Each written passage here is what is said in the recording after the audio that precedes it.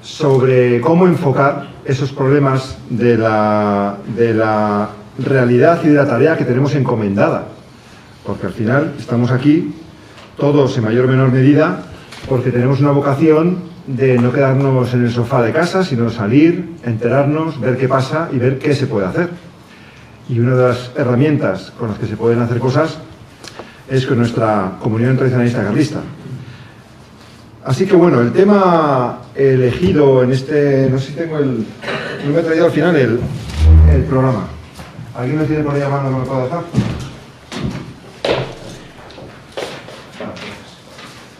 La España rural, tradición y despoblación. Bueno, la España rural siempre ha estado ahí. No es que sea un tema de moda ni actual, porque siempre, antes de que existiese España, ya existía lo rural. O sea, no sé cómo decirlo. O sea, lo rural es permanente, ¿no? Pero sí que hay unas claves que tenemos que analizar ahora y aquí, en este tiempo, y nos han llevado a elegir este tema para el foro.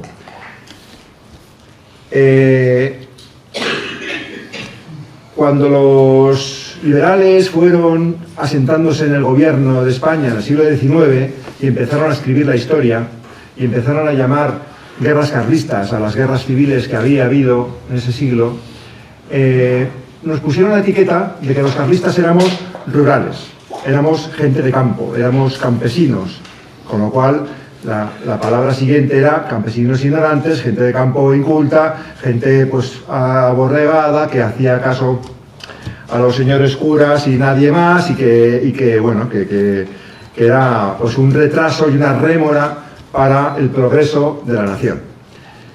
Sin embargo, lo que hay que tener muy claro es que si la mayoría de la población era agrícola y la mayoría de la población era carlista, era lógico que la mayoría de los carlistas fuesen rurales. Es decir, no es que los carlistas fuesen rurales, sino que los españoles eran rurales. España era un país agrícola hasta hace muy poco. Así que eso hay que desmentirlo totalmente. El ser carlista no significa ser de campo, aunque hay carlistas de campo y hay carlistas de ciudad, y ojalá que las ciudades se hiciesen en el campo, como decía un amigo, ¿no? Bueno, este foro, Alfonso Carlos, ya lo he dicho, venimos a aprender, es importante eso, que tengamos, sea la edad que tengamos un espíritu universitario, por unas horas, que vengamos con esas ganas de aprender. Bueno, como solemos hacer con el inicio de nuestras juntas, tengo por aquí una oración, bueno, ya muchos os lo sabréis, solemos invocar a San Miguel. Entonces, con permiso del Padre, vamos a invocar a San Miguel, que esto sirve para todo, ¿verdad? Claro que sí. Que el arcángel distribuya como vea la oración. Bueno, no te quería alargarme demasiado en estos protocolos, pero en estas introducciones y en las oraciones. Pero si quiere dirigir la oración a San Miguel, brevemente. En el nombre del Padre, del Hijo y del Espíritu Santo. Amén. San Miguel Arcángel, defiéndenos en la lucha en nuestro amparo contra la perversidad y asechanzas del demonio. Reprímale, Dios, pedimos suplicantes, y tú, príncipe de la milicia celestial, arroja al infierno con el divino poder a Satanás y a los otros espíritus malignos que andan dispersos por el mundo, para la perdición de las almas. Amén. San Miguel Arcángel, ruega por nosotros. Muy bien, pues ahora que tenemos a San Miguel atento y a nuestro favor, vamos a ir entrando en materia. El programa lo tenéis aquí en esta hoja. Este año es bastante sencillo. Lo hemos simplificado porque hemos quitado alguna de las sesiones que en otros foros quizá se estaban un poco metidos con calzador y daban menos tiempo para una parte muy interesante del foro, que son las conversaciones de pasillo, las comidas, las sobremesas. Es decir, que también es importante que en el foro tengamos unos tiempos para convivir, para conocernos, para hablar, para comentar las cosas. Y para hablar con los ponentes también, una vez terminada la ponencia. La primera sesión, ahora lo voy a presentar. Mañana, brevemente, os digo que tendremos una ponencia de José Antonio Ruiz de la Hermosa, que está por aquí, está aquí en primera fila, mañana la presentaremos. Crisis demográfica y sustitución en la España vacía. Bueno, hablaremos de los temas demográficos y de población, que es un tema muy grave. Después tendremos otro tema súper interesante y de actualidad, que es la guerra del agua, que lo tenemos el lujo de contar con Pilar Esquinas y Manuel Sanz, que nos contarán su batalla, su guerra, para contarnos qué está pasando con el agua, con la energía en todo el mundo rural.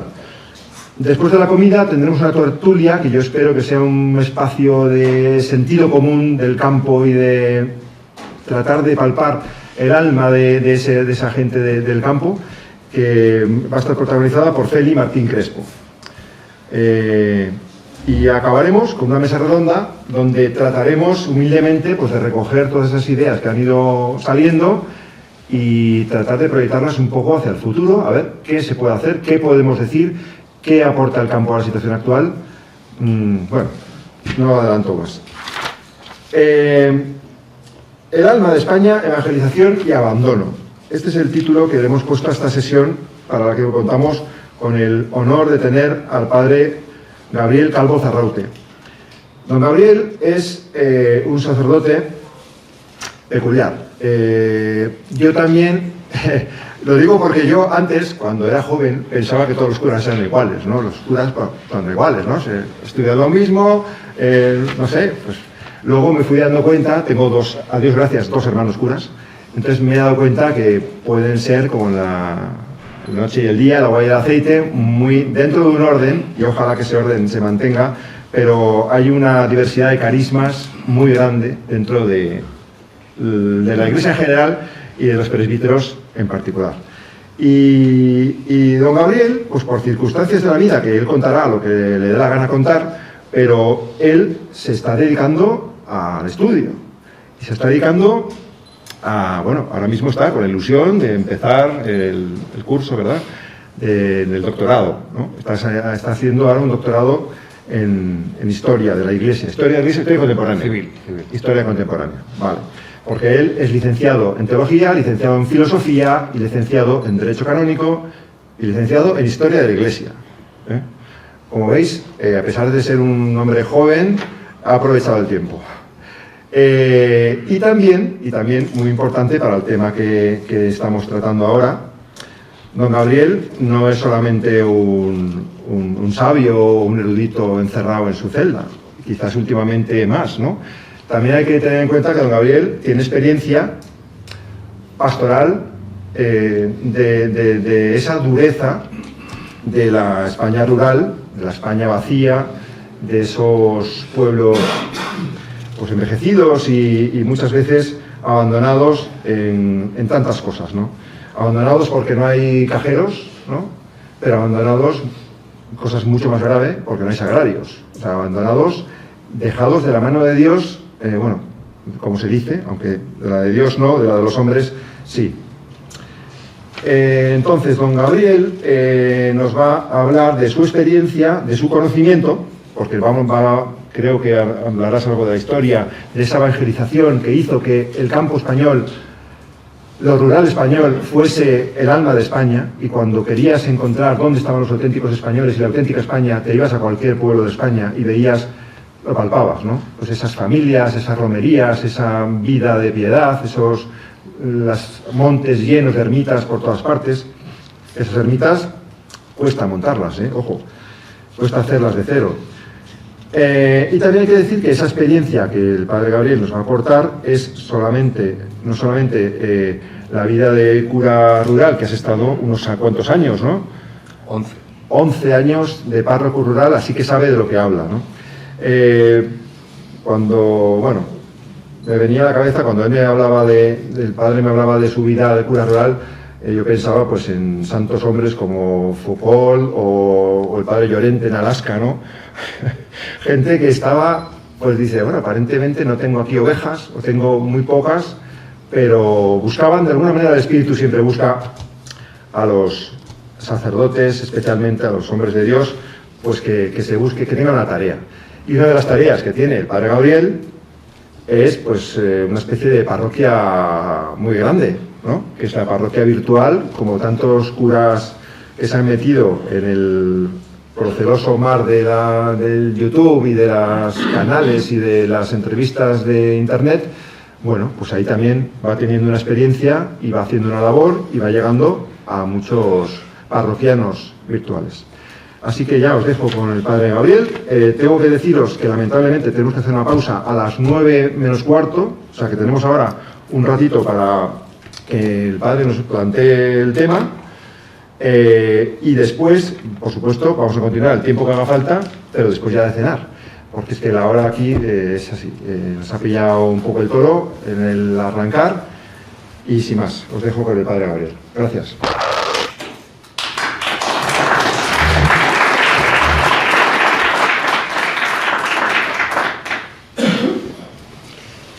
Muchísimas gracias, Javier, y muchísimas gracias a todos. 11 años he estado de párroco en, como dicen los políticos, en la España vaciada, en la vicaría de Talavera de la Reina y de Extremadura, que es la zona más deprimida de toda la diócesis, de toda la provincia de Toledo. Me ordeno en el 2008 y me encomiendan 2 pueblecitos en la frontera de Toledo con Ávila, allí cuidando los limes del imperio, así en plan Asterix y Obelix. Y en el 2008, pues, uno de los pueblos tenía unos 400 habitantes, 2008, 72 años de media, en 2008, y el otro tendría 100 y poco, igual, la misma media de edad. Y el último destino que tuve hasta el año pasado fueron otros 3 pueblecitos. Uno no llegaba a 400 habitantes y los otros 2 tenían unos 100 cada uno, y ya la media de edad estaba en 77, 78 años, media. Prácticamente no había niños de primera comunión, no había confirmaciones, no había tampoco matrimonios, y lo único que tenía pues prácticamente era entierros. El enterrador me llamaban, de cachondeo los del tanatorio, les decía que me tenían que poner en nómina. Y de hecho, no sé si sabéis, por lo menos en la diócesis de Toledo, hay otras que funcionan de otra manera. Aquí en Toledo, cada vez que celebramos un sacramento, tenemos que levantar acta, bautismo, confirmaciones, matrimonio, defunciones también, y al final del año se envía al arzobispado, junto con el balance económico, se envían también esas copias, ¿no? Por si acaso, imaginaros que llega otra revolución marxista y quema el archivo parroquial, bueno, pues que se conservara físicamente en papel, al menos en el arzobispado. Y el penúltimo año recuerdo que me llamaron del arzobispado para decirme a primeros de año que había habido un error y no había enviado las copias bien. Y entonces, pues no sé, les pedí perdón, les dije, bueno, ¿y qué he hecho mal? ¿Qué he hecho mal? Porque soy muy desastroso con esto. No, que solo he enviado la de entierros. Y claro, pues no hay otra cosa. No hay matrimonios, no hay primeras comuniones, no hay bautismo. Digo, no. Y era una señora que trabaja en el arzobispado. Digo, tú no has venido por aquí nunca, ¿no? Dice, es que me pilla un poquito a trasmano. Pero bueno, pues esto no es una ciudad en pequeñito. Esto era una ciudad en pequeñito hace pues 35, 40 años, donde había de todo, pero en pequeñito. Entonces tenías un grupito de niños de catequesis todavía, tenías un grupito de monaguillos, tenías un grupito de niños de confirmación, había un grupito de matrimonios de mediana edad, había... ya no. Entonces hay que tener esto presente cuando además avanzamos de manera más rápida hacia ese modelo de despoblación. Claro, todos somos conscientes de que en 60 años España, como toda Europa, ha pasado de ser 80% rural a ser 80% urbana. Sí, pero las diócesis no se han movido de sitio. Lo que significa que estamos hablando que el 80% de las diócesis en España son rurales. No hay más. Incluso donde podemos encontrar que la capital de provincia, el obispado, es una ciudad muy grande, pero va camino que todo el resto de parroquias y de pueblos se conviertan prácticamente en aldeas. Os pongo un ejemplo: Salamanca. Salamanca, ciudad universitaria, mucha población juvenil, creo que son más de 200.000 habitantes, sí, pero el resto está laminado. Guadalajara va hacia ahí, casi todo Aragón, bueno. Esto un poco como presente, ¿no? Y también es cierto que estuve 4 años en la diócesis de Getafe. Como ha crecido tanto el sur de Madrid, pidieron ayuda a Toledo, porque gracias a Dios todavía aquí hay muchos sacerdotes, y estuve 4 años colaborando con la diócesis de Getafe en Fuenlabrada y en Móstoles.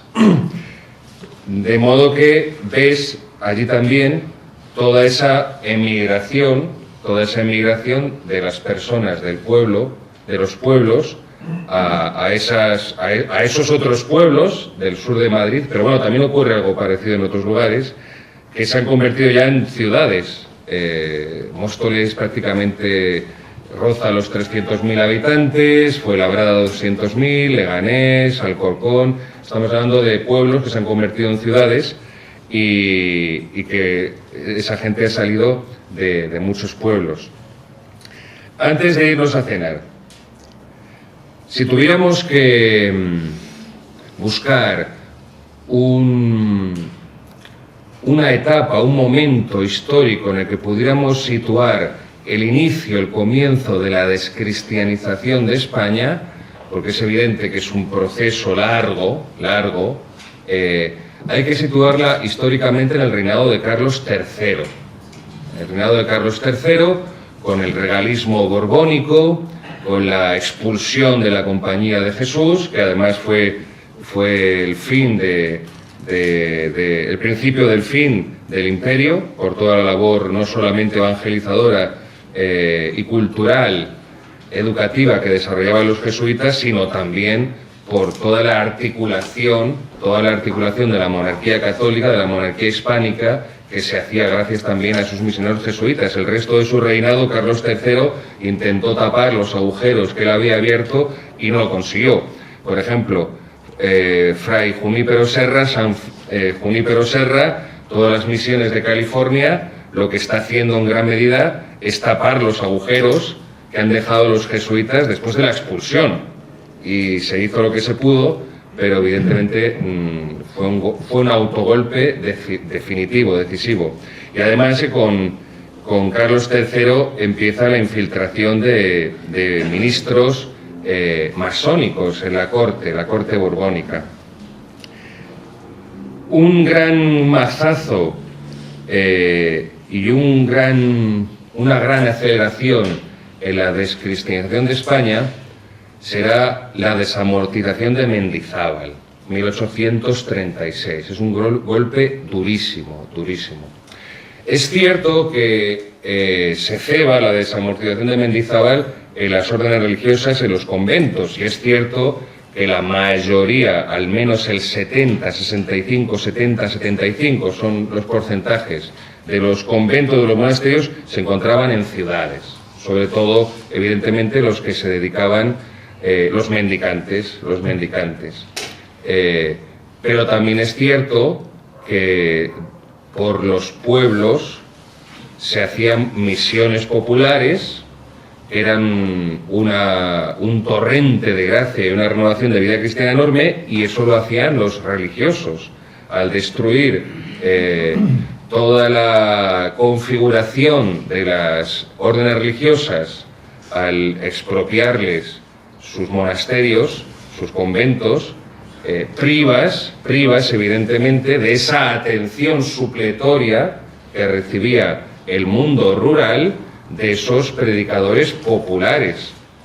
El beato Diego José de Cádiz, capuchino, en el siglo XVIII, además un hombre realmente contrarrevolucionario, un santo, un apóstol y un guerrillero, un contrarrevolucionario contra la Ilustración, contra toda el plexo de ideas erróneas de la Revolución Francesa, y que se pensó, cuando se pensó en un patrono para el clero español, se pensó en el beato Diego José de Cádiz en un principio. Lo que pasa es que, claro, era tan contrarrevolucionario que se les hizo demasiado difícil de tragar en el Vaticano, y entonces eligieron a San Juan de Ávila.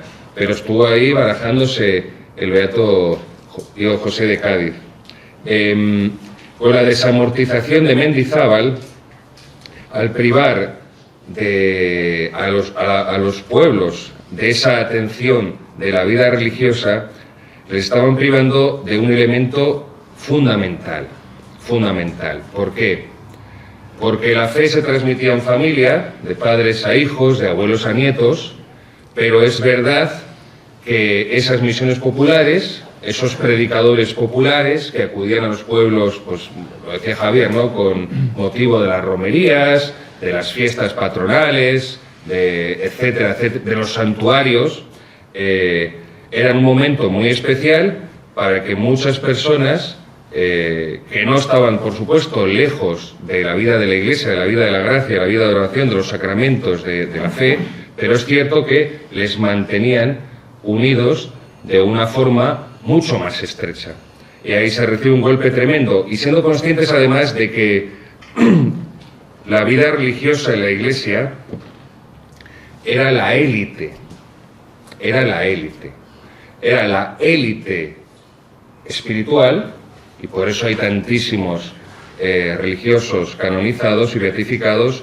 Era la élite misionera. Pensad en América, es la élite de las órdenes reformadas por Cisneros y los reyes católicos los que acuden a América, hombres de Dios por completo, hombres curtidísimos para pasar todas las penalidades que pasaron, y hombres inteligentísimos, porque con una facilidad pasmosa aprendieron lenguas indígenas y las transcribieron cuando eran lenguas que nunca habían sido traducidas a la escritura, para empezar a imprimir catecismos y empezar a catequizar a los indios. Luego, la desamortización de Mendizábal supuso un golpe tremendo de cara a ese plus de formación y de espiritualidad que recibían las poblaciones. Y ahora, antes de irnos a cenar, 4 fechas que quiero que retengáis, porque son 4 fechas escalonadas y explican muy bien lo que ha sido, pues en los últimos 70 años, la desestructuración y el hundimiento completo de la vida cristiana y de la fe en los pueblos. Hablo a nivel de España y a nivel universal, pero me centro en España, claro. 1959, primer plan de estabilización de Franco. Ahí ya se da la señal, ¿no?, la señal para que la emigración de los pueblos a las ciudades comience a convertirse cada vez más en un movimiento masivo, También es cierto, en los años 50, como la gente tenía fe, tenía hijos, no como ahora que tiene perros. Entonces es cierto que los pueblos están tocando techo demográficamente en España en los años 50. También ha avanzado mucho la sanidad y ha avanzado la medicina. Y eso hace que realmente los pueblos tengan una población muy, muy numerosa, como nunca la han tenido, probablemente, porque la esperanza de vida ha aumentado, insisto, las condiciones higiénicas, las condiciones alimentarias y demás. Yo siempre, cuando os digo esto, recuerdo uno de los pueblos en los que estuve, ahí en los Montes de Toledo. Pues justo los Montes de Toledo están detrás del pueblo, ¿no? Entonces tú llegabas por la carretera y veías el monte y veías cómo se habían ido comiendo el monte para sembrar. Habían ido talando y habían ido sembrando, porque no había campo para tanta persona como había en los pueblos en los años 50. Entre paréntesis, esto también es importante, y ya me retrotraigo a 1931. cuando los historiadores o cierta historiografía habla de que las elecciones de abril, del 12 de abril de 1931, que las candidaturas republicanas triunfan en las ciudades. Sí, pero es que el grueso de la población en 1931 estaba en los pueblos, no estaba en las ciudades. Ahí lo dejo, es solamente un dato, para que seamos conscientes. Bueno, 1959 comienza esa emigración masiva del pueblo, de los pueblos del campo español hacia las ciudades. 1962, 3 años después, octubre, inicio del Concilio Vaticano II. 1972, 10 años después, es la famosa y nefasta Asamblea Conjunta de Obispos y Sacerdotes, perseguida por el cardenal Tarancón de infame memoria.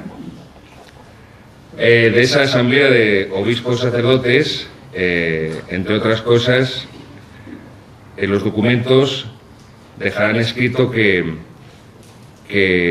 los obispos piden perdón porque no han sabido ser ministros de reconciliación. Y, por supuesto, es la ruptura formal y pública, documentada, de la Iglesia en España, con todos los que el 18 de julio tomaron las armas para defender a la Iglesia de los que la estaban aniquilando. Esto es importante también. ¿Por qué? Porque ahí es donde se escenifica de una forma indudable la alineación de gran parte de las cabezas de la Iglesia en España con la izquierda, con la oposición al régimen, que no es toda solo de izquierdas, pero la parte más visible, porque es la más visibilizada por los medios de comunicación, es la de izquierdas. 1959, Plan de Estabilización Económica. 1962, Concilio Vaticano II. Aquí tardaría un poco más en hacerse notar los efectos del Vaticano II. 66, el concilio termina en el 65, aquí es en el 66, 67, cuando empieza a venirse todo abajo. 1972, Asamblea Conjunta de Obispos y Sacerdotes. 1978, Constitución Española, con la bendición de todo el episcopado español, excepto, por supuesto, el cardenal don Marcelo, el obispo don José Garra Campos de Cuenca y otros 6 más, don Laureano Castán en Guadalajara, el de Tenerife, bueno, un puñado de valientes. Estas fechas son muy importantes que las retengamos, porque van a converger dos movimientos y dos fenómenos, es decir, la emigración masiva del campo a la ciudad, proporcionalmente acelerada a medida que avancen los años, desde 1959, va a converger con esa crisis en la que empieza a asumirse ya la Iglesia a raíz de aquellos años del concilio. Y eso es una bomba de relojería, es un cóctel molotov, porque tantas personas, al desarraigarse de su pueblo, de su municipio, de su campo, de todas sus tradiciones, de toda la religiosidad y el ambiente familiar y rural sano, noble, que han mamado y con el que se han criado, y pasar a la jungla de una ciudad de miles y miles de personas de avalancha, eso va a coincidir con que gran parte de la Iglesia va a perder por completo el norte. Y esa convergencia de la emigración, que implica cortar muchas raíces, va a converger con que la Iglesia que recibe a todas esas masas va a ser una Iglesia que está realmente pues muy desquiciada, en el sentido de que no está en el quicio, no está centrada en Jesucristo. Y eso va a ser fundamental para que quede muy mermada la vida cristiana en los pueblos, no solo numéricamente, no solo demográficamente, y que esas masas que emigran a la ciudad van a perder en gran parte, en la mayor parte, en la mayoría, pues toda la vida de piedad que por connaturalidad y con absoluta, con absoluta naturalidad con la que habían crecido. Y termino. ¿Por qué? Porque lo que empieza a desaparecer es la cristiandad. Ya está, es así de sencillo. El cristianismo hecho sociedad, el cristianismo hecho civilización, el cristianismo hecho vida, hecho política, en el sentido aristotélico del término, es una civilización, eso es la cristiandad. Y esa cristiandad salta por los aires porque hay un desarraigo tremendo al emigrar esas masas de los pueblos del campo a la ciudad, y porque la propia Iglesia, o gran parte de la propia Iglesia, rechaza lo que es la concepción y la idea de la cristiandad. Ya está abrazando las posiciones de la democracia liberal, del liberalismo, de la multiculturalidad o del multiculturalismo, y de la absoluta variedad de opiniones, todas respetables, con la libertad religiosa, que destruye la unidad católica de España, y esto es muy importante, de modo que muchísimas personas van a quedar por completo desarmadas, tanto a nivel espiritual, como a nivel intelectual, como a nivel familiar, cultural, histórico, y lo dejamos aquí. Bueno.